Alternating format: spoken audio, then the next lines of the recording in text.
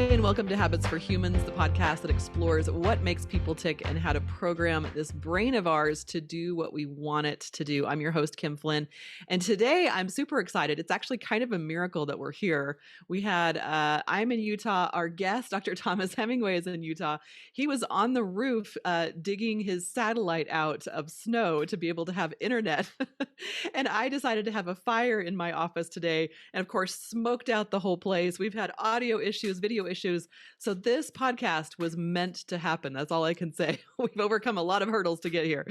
I'm so excited to talk about a topic that is probably important to every person on the planet, especially post-COVID, post-2020 anyway, how to optimize your stress and turn negative sympathetic stress into a positive growth or challenge response. So we're going to go into with Dr. Hemingway or Tom. Do you go by Tom or Thomas? Let me know when you start talking. We're going to talk about what is sympathetic stress, first of all, because curious minds want to know. We're going to talk about stress management. And I love this. Dr. Thomas was talking about you get to choose the meaning. When you have stress, you get to choose the meaning. And we're going to discuss the national stress crisis that's happening right now. So lots of great topics. We have a giveaway for our listeners at the end from both our sponsor and from Dr. Thomas Hemingway. But first, a word from our sponsor. Habits for Humans is brought to you by Card Salad, a health and wellness company that teaches you how to program your brain using systems and habits. So you know how everyone wants to eat healthy, but it takes so damn long to meal plan every week.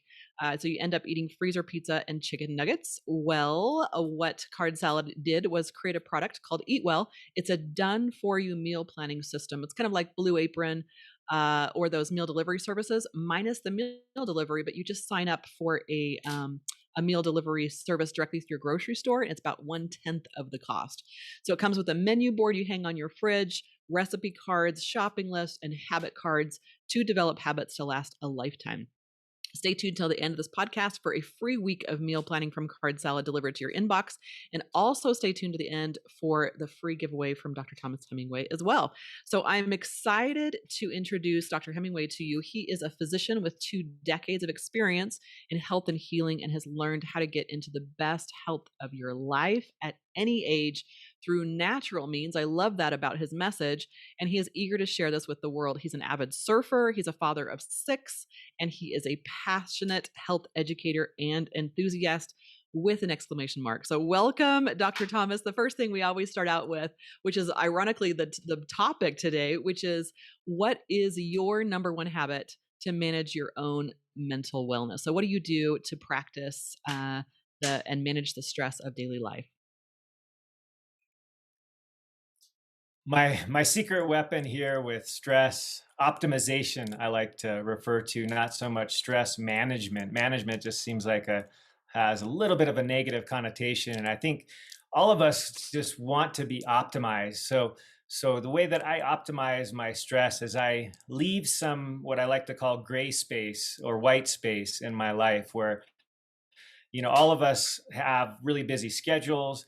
I do as well with my 6 children, with my work as a physician, with my work as a health coach, and all of those things. And so I leave some space.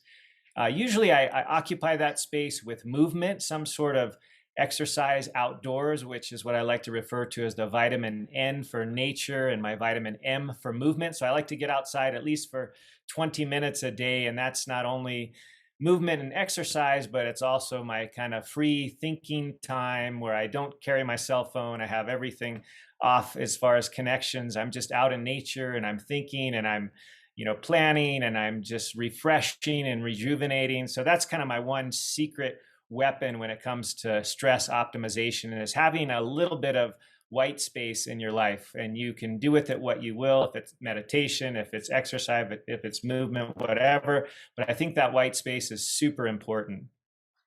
Awesome. So talk to us about this national stress crisis. What do you mean by this? I don't know, Kim, if you want me to, you asked about the classic, stress response, what that sympathetic response is.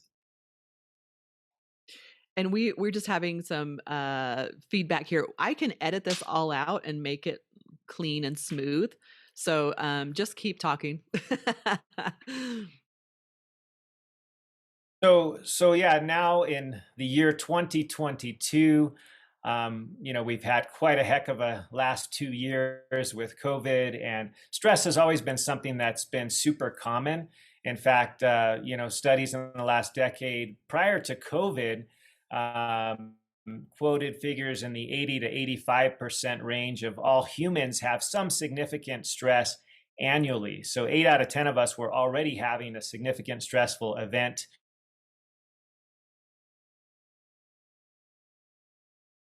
Oh man, you froze. You were there for a minute and now I lost you. Did I lose you? Shoot.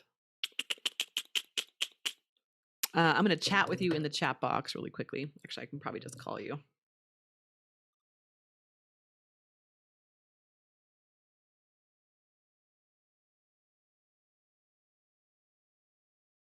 Are you there again? It looks like you're muted. I'm here. Oh, there you go. Oh I'm my like, goodness. So, the audio on this. Okay, so the last thing I heard was 80 to 85% of people are going through a significant stress, and then I lost you at that point. so those, So yeah, those numbers are pre-COVID numbers. That study was actually in 2012. And now the updated numbers are well into the 90+% of us on an annual basis are facing some significant stress. And so the APA, which is the American Psychological Association, has basically declared a national emergency on stress because it's so prevalent, it's so common, it is significantly impacting not only our day-to-day life, but our health, our well-being, our gut health, our microbiome. All these things are affected by stress, and we are in a super, stressful time. And so this is a super pertinent topic for today. So I'm excited to share more. So let's jump into what is the sympathetic stress response and just dive in. Yeah, so classically, many of us have probably heard of this. This is where you have the fight or flight sympathetic nervous system response, which, was for millennia advantageous to us. It would pump up our blood pressure, our heart rate, our heart would contract more forcefully, getting the blood flowing to our important organs like our legs or our arms, our eyes would dilate, we would sharpen our mental focus. And this would all happen via things like cortisol and epinephrine and adrenaline, noradrenaline, and all these kind of stress hormones, if you will. And this was something that if you were running from a lion or a predator was super advantageous. But what we've seen in the last couple of decades is that if you activate this sympathetic nervous system with cortisol and epinephrine and adrenaline and noradrenaline, you actually have negative responses over the long term, and it can deteriorate your health in many, many ways. It's not good to have, this activated all of the time. What are some of those negative responses? Is this like stuff we can't see, or is this like every day I can feel differently in a negative way because I'm having these, cortisol, epinephrine, adrenaline running through me? Can you tell when you have that? Yeah, so one is just what you said, some of the things that you can note in your own life, whether it be you feel kind of anxious or have kind of more nerves than normal, you're kind of jittery, you're on edge, you might be getting upset more easily, getting triggered by something either in your own family, on social media or whatever. And because you have this kind of heightened stress level with your classic, sympathetic nervous system, you can more easily be, triggered is probably the best word for that, by things that maybe in the past wouldn't really trigger you. So having this activated all the time is not a good thing. So it's almost like you're drinking too much coffee, right? Like if you have more than 3 cups of coffee during the day, for me, I'm pretty wired, and I'm 2 a.m. in the morning and wondering why I can't sleep, and that on edge feeling. Is that what's wrong with social media these days? Are we just all on edge and have turned crazy? Yeah, and that's absolutely true, and they do it for a reason, right? You've probably heard, the classic in the media, if it bleeds, it leads. You know, they want to have these sensational, dramatic stories so that we all get hyped up and we're paying attention, but it's not good for our health. And not only in the immediate sense, because we feel on edge and we feel activated and we feel triggered, but for long-term stuff, like it decreases the functionality of our immune system, of our gut and our gut health. It actually, over time, you know, will decrease our ability to respond to future stress. Some of you may have heard of something called adrenal fatigue, and that's kind of this burned out, you know, system which responds to stress. But if we overuse it, it's not going to respond appropriately when we need it. If we do have to, you know, have that in a positive way, running from a, you know, running from not a lion per se, but if we need that to be activated and our system is burned out because all day long we're just hyped up and having, you know, cortisol released, it won't respond appropriately when we do need it. So adrenal fatigue is a real thing, and this overactive stress is commonplace nowadays. So I have a good friend of mine who traveled like crazy, like just traveled most days of the year, was always busy, was running events. And she said she actually went through just a wall. It was a hard wall, and her body just shut down and her brain just shut down. And it was like, no more. You cannot push me anymore. Do you see that? Is that a real thing, or is she just a little bit bonkers? Which I don't think she's bonkers at all. No, that's absolutely a real thing. And in the last 2 years, I've been seeing that much more commonly because we all are under such heightened stress. And so we can get kind of burned out with this syndrome, if you will, called adrenal fatigue, and we can really hit the wall, and it can affect us in those ways. Like you say, you get kind of this brain fog, low energy, no energy, but it also can affect your immune system. Certainly affects your ability to focus and think and you know, be able to be on point and on your game, so to speak. But yeah, you can hit that wall, and that can happen from being burned out from this sort of overactive stress response. Absolutely. Okay, so now we've talked about what it is, and I so appreciate, just because you always hear, "Oh, stress, yeah, yeah, yeah," and it's hard to feel. I don't know about you, but for me, I can't feel that the background of my life has been heightened. But I've been through some incredibly stressful things the past couple of years, probably the hardest years of my life, the past 2 years, and it's no wonder that things affect me so much more than they normally would. It's no wonder that things my husband says like just crawls under my skin in a way that it wouldn't have 2 years ago, you know.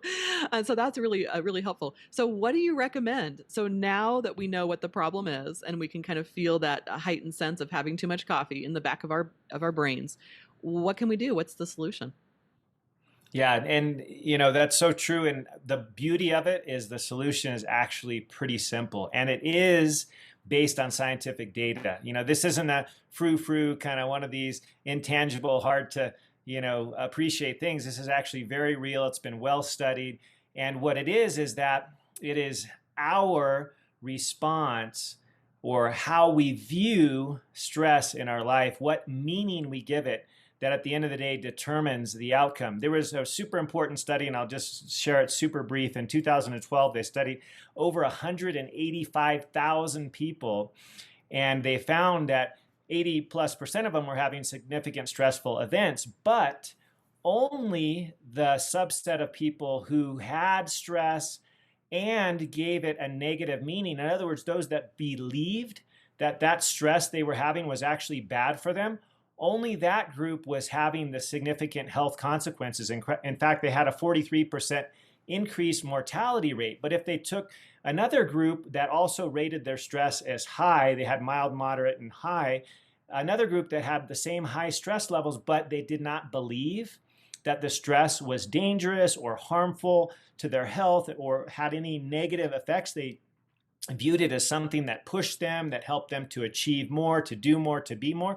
Those people that did not have the negative meaning to that high stress in their life, that was actually protective. Even though they were having a high level of stress, they had no decrease or no increase, I should say, in mortality, and actually had a decrease in mortality despite having more stress than two of the other groups. And so it was the meaning that they attached to this stress that at the end of the day made the difference. And so we get to change, or we get to decide what that meaning is. And if you'll allow me, I'd like to share just a quick example of something that in my life was always, traditionally a very stressful event, as a physician going through college and medical school and having giant, exams on a regular basis, those were usually viewed as stressful, typical stress. And what I decided to do, this was before I even understood the physiology of why this worked, but I changed the nature of it in my mind, and I decided that, you know what? It doesn't matter if I view this as positive or negative. I got to take the darn test. Whether or not I want to, I'm going to take it. And so why not decide that I'm going to look at this as a challenge, and I'm going to set the record at getting, 100% on this exam or whatever it was. It was going to be a game to me, and I was going to use that sort of to push me as it would, to be able to achieve and to do my best possible result on this exam. And I would actually sit there. This was actually something I would commonly do before I would start my test. I would just kind of close my eyes for a second and just envision, I'm going to just crush this exam. I'm going to get 100%. I'm going to get the highest score that's ever happened. And I would actually smile in my mind and just kind of be excited about it. And I would kind of laugh about it. And then I would, go and take the test. And this strategy, even though I didn't understand the physiology of it, this was before it had even been studied in a detailed fashion, this actually propelled me to do very, very well in medical school. And it was just because in my mind, I decided that I was going to view this as a positive challenge instead of that anxiety provoking, oh my gosh, this stressful, final exam. I use that as a challenge and as a growth response rather than that typical sympathetic stress response. So it's all in the way that you look at it, and you get to decide how you're going to give meaning to that. So it's amazing. I love this story. It reminds me of and I shouldn't be laughing at this, but Viktor Frankl's, Man's Search for Meaning. He found meaning in that. And the reason I'm laughing is, so I told you I've had a terrible past couple of years. My business closed because of 2020, and that was my baby and what I'd given, my life to, and it was pretty traumatic. And kind of had really had a Schitt's Creek moment, if you follow that. I don't know if you follow that series, but it was hilarious because we went from having, no problems whatsoever, we had problems, but financially, everything was great. The nanny, the housekeeper, the everything.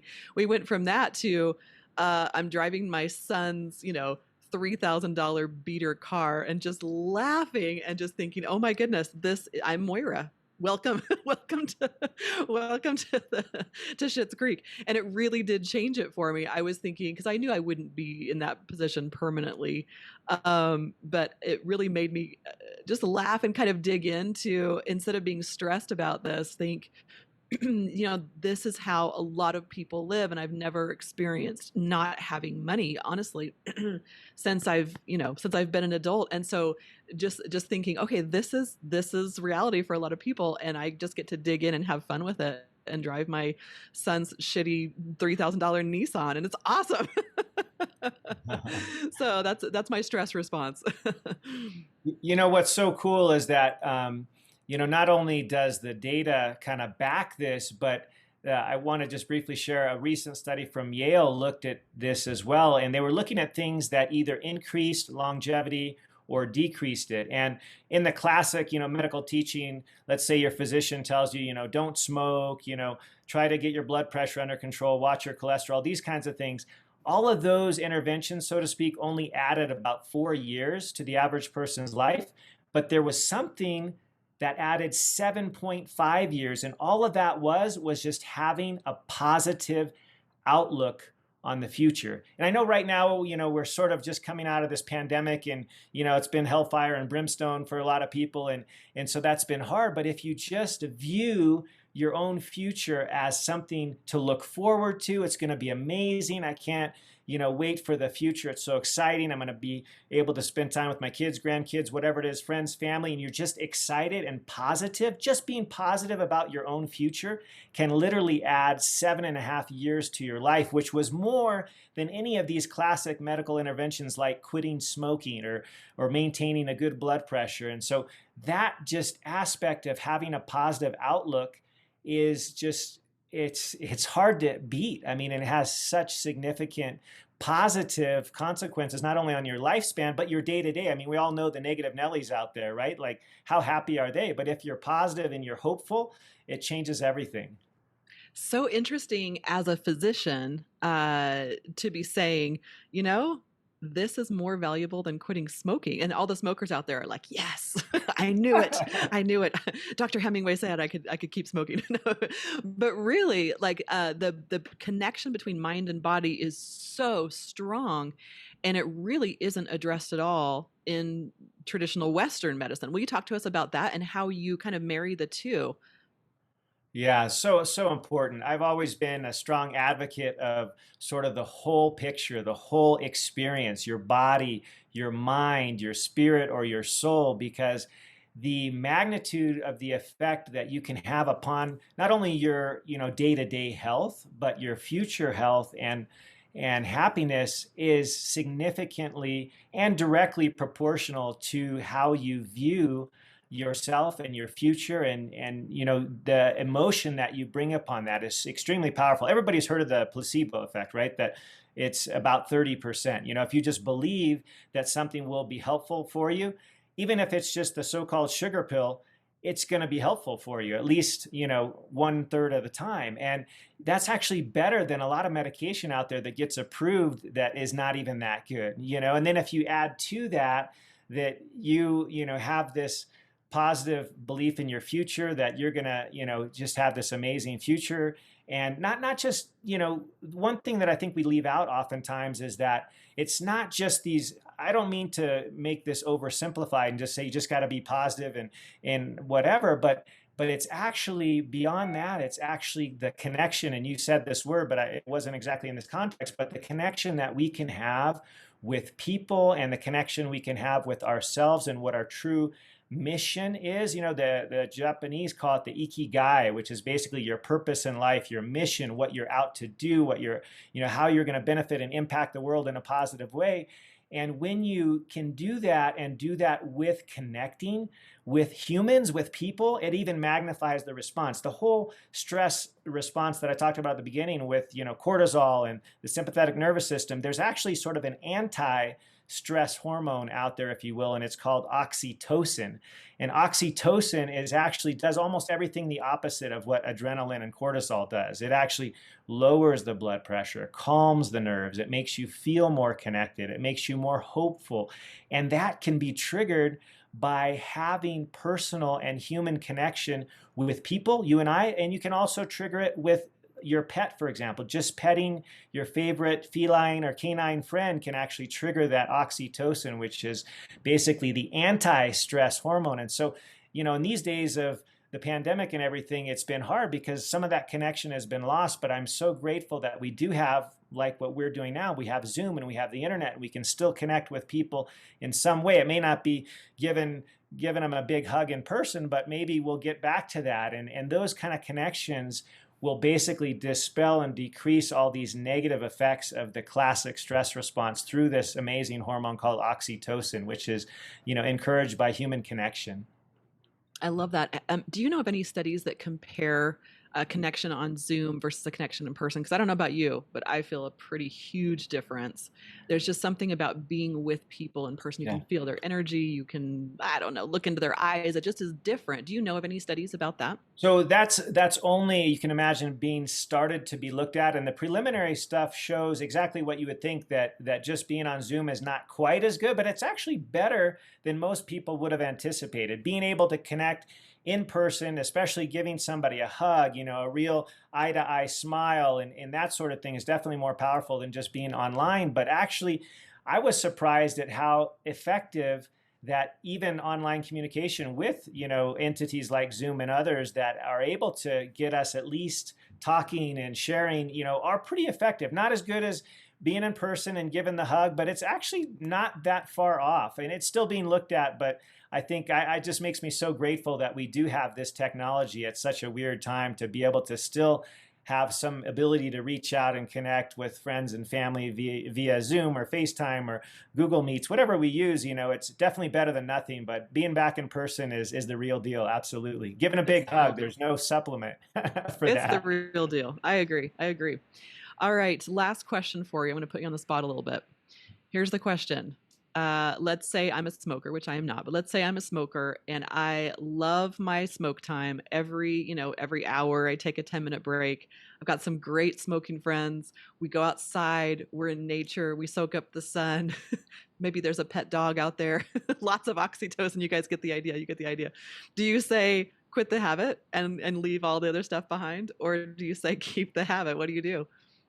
That's a great question. And as a physician and just a health advocate, I would always say to quit smoking. But the mechanism through which you can do that, you just have to, take those small steps. And this is what I like to call, some people have coined it, the term tiny habits. A guy wrote a book on that, which was great. I like to just call it small and simple things that we can do that have great consequences. And, if you decide in your mind that you will quit smoking, that's the first step. It doesn't have to be from today to tomorrow. It doesn't have to be 0 to 60. But if you make that effort, the guy in the book that writes about tiny habits talks about flossing one tooth per day. You know what I mean? Like if you never floss, flossing one tooth is better than flossing 0 teeth. And so if you smoke a pack a day, well, decreasing it by 1 cigarette every day, you're going to get to 0 fairly quickly, actually, within a month, And so you first have to decide in your mind that it's important to do, and then celebrate the small wins. Hey, if you smoked 1 less cigarette today than you did yesterday, give yourself a big high five, thumbs up, hug, whatever it is, because smoking is still never going to be healthful. It's great that you spend that time outside and getting your vitamin D and with your friends. And you may have to either encourage those friends to do the same thing with you or pick a new group of friends that doesn't smoke, because that's always a challenge too. But I really believe that you can have it all. You can do it all, but it doesn't have to be from today to tomorrow. Take the small bites, the small, wins, the tiny habits, so to speak, and those will over time be transformed into big, big consequences, and in a positive way if you just approach it, in a small and simple fashion, and then you reward yourself along the way. So important. That's one of my favorite books about habits that you mentioned. There's a lot of books out there on habits. That is, if you're going to read one book about habits, that's the one to read. It's called Tiny Habits. It says this book will change your life. It's by BJ something or other. But it is a great book, and I highly recommend it. So as we wrap things up, I know you have some giveaways here. I know you're going to be releasing a book. Will you talk to us about that? And also you have several natural health courses, which will be released earlier this year. This is 2022, in case you're listening after, but talk to us about those. Yeah, it's been an amazing process. In the last couple of years, I wrote a book called Preventable, because 7 out of 10 of the top leading causes of death are preventable, and they're preventable by simple, natural, healthful, holistic means. We're not talking about adding pharmaceuticals. These are just natural means to prevent 7 out of 10 of the most common diseases, and it's in simple ways. And I articulate in the book the 5 bases for this, which are simple steps that you and I can do. They're achievable, and you can prevent most of the illnesses out there in a natural way. So that's the book. It's called Preventable.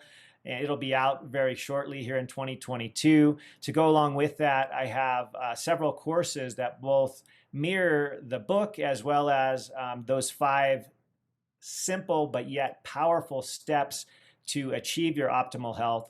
I have a course on stress, because that's one of the pillars, how to optimize your stress, on gut health, on nutrition or diet, for example, on movement and exercise, and on gut health. Those are the 5 pillars right there. And if you optimize those, you will optimize your health in your life. So you can find those on my website, which is modernmedicinemovement.com. You can also, on that website, join my free weekly newsletter, and you'll get all the updates as to availability of the book and the courses. And you could just follow me on Facebook, Dr. Thomas Hemingway, or on Instagram, Aloha Surf Doc, or Modern Medicine Movement on Instagram. All of those places you can connect with me, or my email is modernmedicinemovementpodcast@gmail.com. But the easiest way is just hop on over to my website, modernmedicinemovement.com, and you can find those things. And I have my own podcast, not surprisingly, entitled Modern Medicine Movement. It's on Apple, Spotify, all the places. So you can follow me there and get the latest and greatest, and sign up for that free newsletter. That's where the magic happens. It's free. I don't clutter your inbox. It's once a week, and it's good, high quality health information just for you. And so for listeners here, I want you to know that you can jump on over there, sign up. I'm going to give one of my books away, Preventable, to one of you guys that specifically mentions this podcast, Habits for Humans. I'll give away a book to you guys for free. And I can't wait to be able to share that with you. Awesome. What a generous offer there. All these, if you're listening on a podcast station, all of these are in the show notes. All of Dr. Hemingway's links are all in the show notes everywhere, so you can find those as well. But I encourage you to go to modernmedicinemovement.com and check out everything that he's got going. So thank you so much for that. As we wrap things up, a reminder that the goal of this podcast is to, just like what Dr. Hemingway said, is to program your brain using a very small systems and habits into your daily life. It's not about what you know, it's about what you do, starting one very small step at a time. A giveaway from our sponsor, Card Salad. Go to habitsforhumans.com and sign up for a free 7-day Eat Real Foods challenge. This is your 7 days of meal planning done for you, 7 days of recipes done for your shopping list, and habit cards, meal planning done for you for next week. Download it today and you'll have next week all planned out, ready to go. Thank you for joining us, Dr. Hemingway, and thanks to our listeners. This is Habits for Humans, the podcast that teaches you how to program your brain to maximize your potential. Thank you also in advance for giving us a positive review. Thanks, everyone. Have a good one.